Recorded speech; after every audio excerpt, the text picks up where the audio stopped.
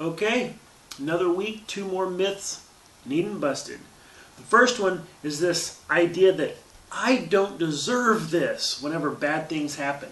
This, you get a little pain, you get a little sorrow, you get a little discomfort, life isn't going the way you want it to, and so it is, why me? And we question because we feel like we don't deserve it. The claim is that good people don't have bad things happen to them. That it's bad people that have bad things happen to them. That good people are entitled to a life free of struggle and sorrow and pain. But the truth is, God never promised that we would not have struggle or sorrow or pain in this life. We live in a fallen, corrupt world where things don't always go the way they're supposed to. There's basically four things that cause sorrow and pain to enter our lives. One of them is our own sin. We make bad choices and we get the consequences. But there's also the consequences from other people's sin. Someone's sinful behavior directly affects you, like a bully, or you get robbed or something of that nature, or indirectly where someone makes a bad choice and you just happen to get caught up in the consequences because we live in a fallen world. Fallen people make fallen choices, corruption happens, consequences happen. But there's also the laws of nature. See, there's things that go on in the world that just naturally occur, the processes God set up. But they're meant for good, and good things come of them unless something is used wrongly. Let's take, for instance, water. Water hydrates us, it nourishes us, it's good for us, but you can drown in water, or a flood can cause problems and damage. Fire gives us warmth and light, but if it gets out of control, it causes destruction.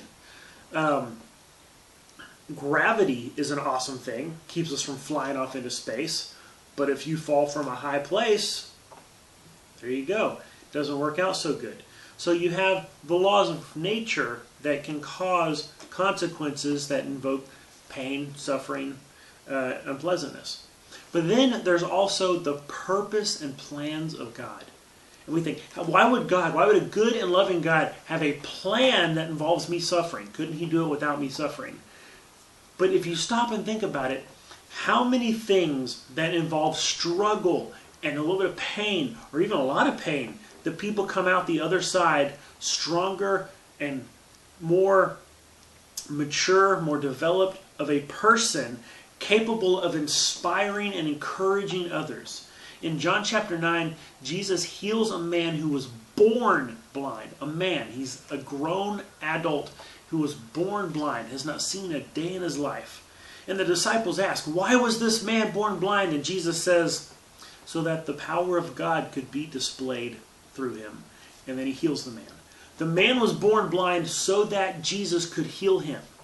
And in that moment, Jesus heals him, the man turns, worships God, gets saved, and then his story included in the Bible has been the inspiration for millions upon millions of other people who have struggled, and in their struggle, in their pain, in their sorrow, in whatever plight they have, they can see God can use this, and they get inspired. And so God has used him to inspire millions. And so maybe God does have a plan sometimes that he can turn our sorrow into joy. But Jesus promises that there will be trouble, but that we are to take heart because he has overcome the world. It's not going to be this way forever. One day we will be in heaven and won't have the problems we have here.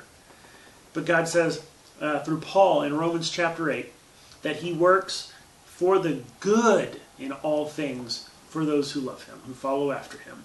And so, yes, there will be sorrow, yes, there will be struggle, yes, there will be pain, but God is working in it and through it for a better life. Maybe not this life, maybe the next one, but it is not for nothing.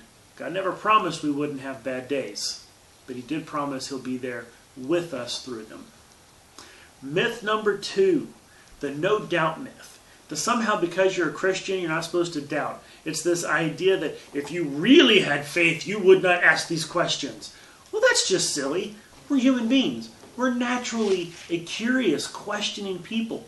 And whenever something doesn't add up, we have a little bit of doubt. That's natural. But how does God handle our doubt? He welcomes it when it's honest questioning. Now, if you're just being a skeptic jerk, God's not going to honor that. You're just being a skeptic jerk. But if it's honest doubt, seeking answers, God totally honors that. Thomas, one of the disciples, whenever